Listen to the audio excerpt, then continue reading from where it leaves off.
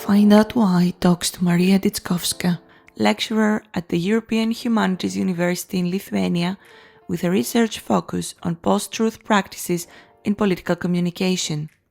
The discussion that follows explores, among others, the reason why media literacy initiatives tend to touch usually a small part of the society.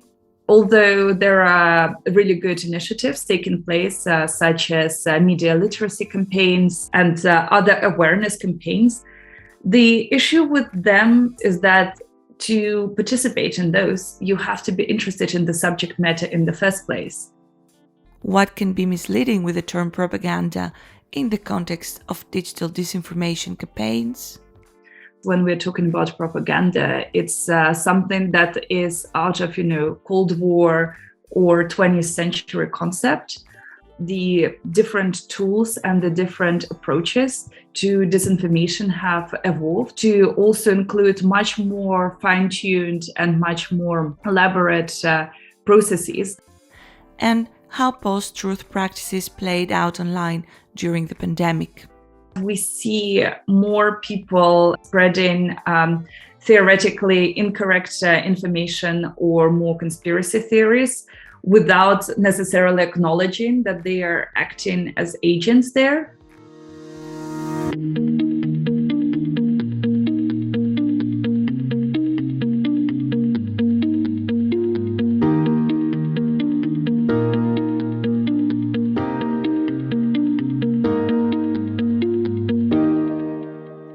Since the rise of social media platforms, scholars often cite the term post-truth in political communication.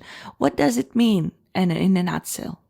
The presence of multiple truths and not just one factual truth as we understood it previously justifies the existence of different narratives and different understanding of the same situation from different sides. It's used as a psychological tool by the non-democratic governments or non-democratic actors to confuse their audiences. Audiences are often engaged with more emotional responses. Therefore, we can say that it's often people maybe with less educational background or with more close communities who are more exposed to those practices. How the concepts of misinformation and disinformation fit in this post-truth context?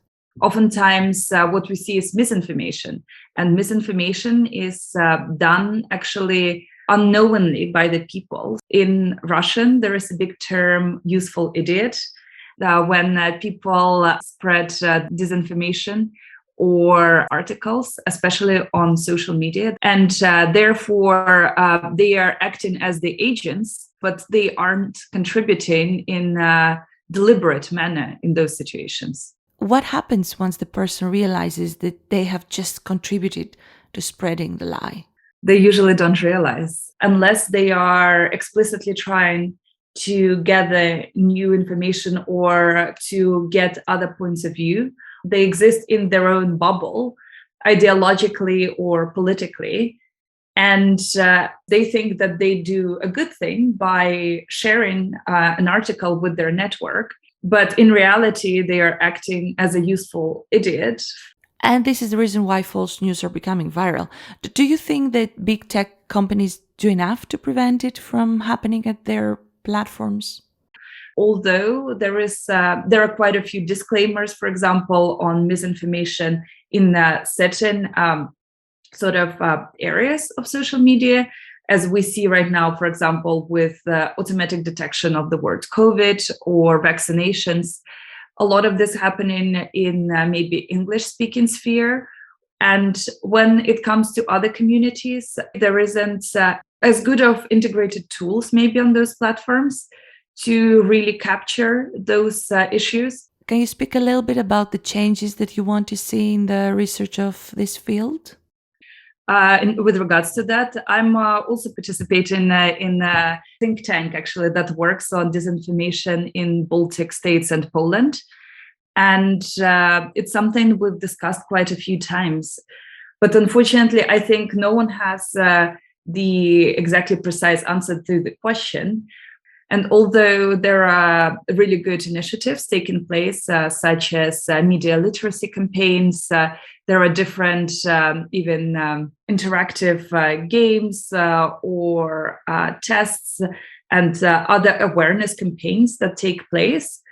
The issue with them is that to participate in those, you have to be interested in the subject matter in the first place. If you start questioning yourself, it might be the case that you already took the first step. And therefore, I think one of the biggest problems are actually the people who don't question themselves, who don't question their sources, who don't listen to maybe alternative points of view. A common view regarding disinformation, the intentional spread of lies, is the concept of propaganda, and in your work, you've identified this term as problematic with regards to digital information ecosystem. Why is that? I think the problem with the term of propaganda is all those historical contexts that can be attached to it.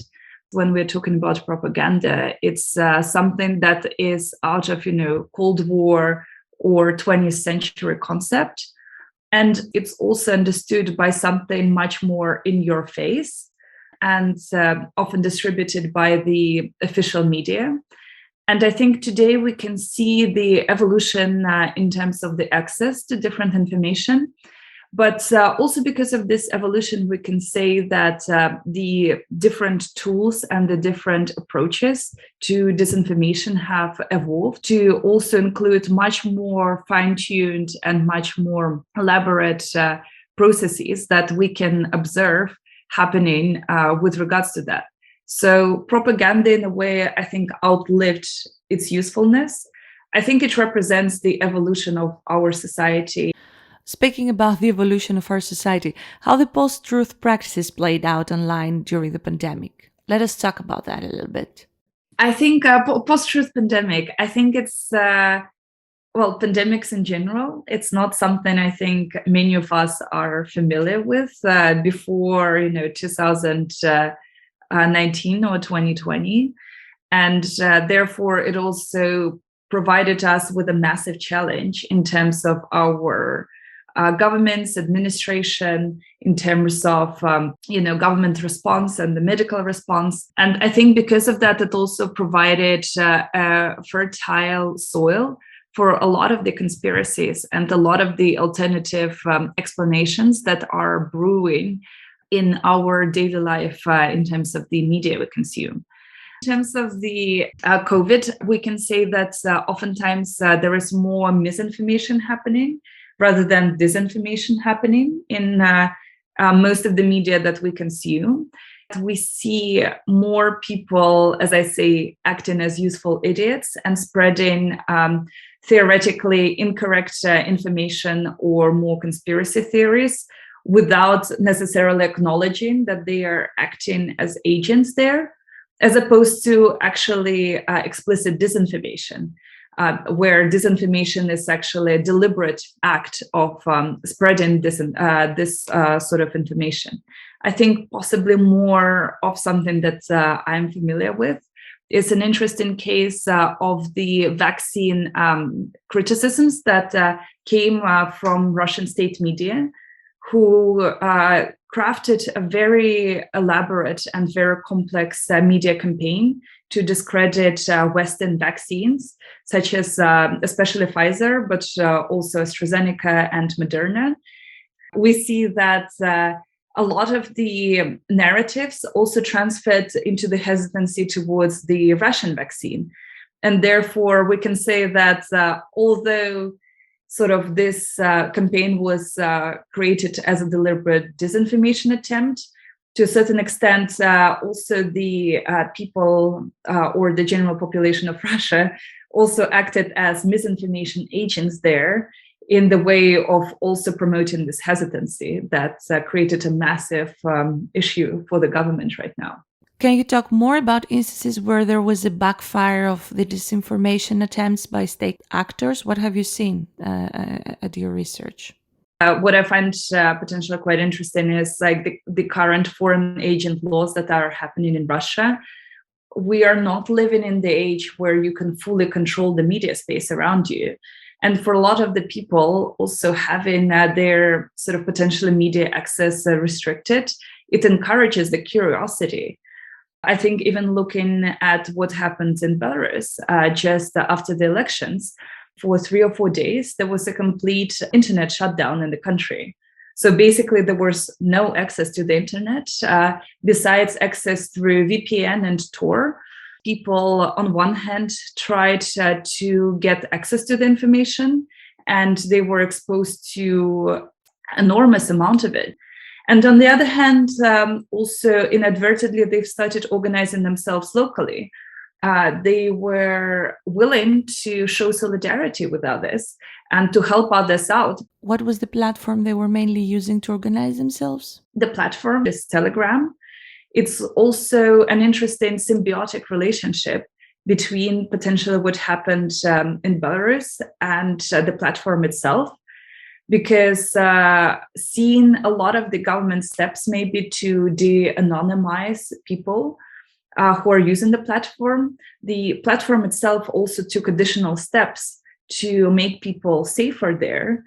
As a lecturer at the European Humanities University, your research interest is focused around your recent project. Can you maybe talk more about it for our audience here? One of the projects I did lately was focusing on the presentation of the Belarusian protests in Russian media. And for that, I was actually analyzing 3 different groups of media in Russia: pro-Kremlin or state media broadly, as well as independent media and Western media, Deutsche Welle or Euronews or BBC News. I was mainly interested in how the same protests in Belarus were presented differently in the different types of media. It was a very detached representation of the protests in the Russian state media. I've observed a lot of the narratives connected to very sort of stately, very legislative approach to the problem.